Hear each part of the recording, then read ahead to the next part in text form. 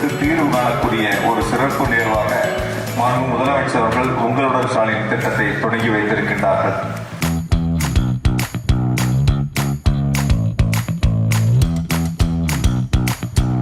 என் பேர் புஷ்பவலி. நான் கல்லாலை கிராமம் மேலவழியூர்ல இருந்து வருவோம். நாங்க ரொம்ப நாளா வீடு இல்லாம ரொம்ப வாடகை வீட்டிலே இருந்துட்டு இருந்தோம். உங்களுடன் ஸ்டாலின்ல வீட்டு மனை பட்டா இலவசமா கொடுத்தாங்க. அதுல ரொம்ப பெனிஃபிட் அடைஞ்சிருக்கோம்.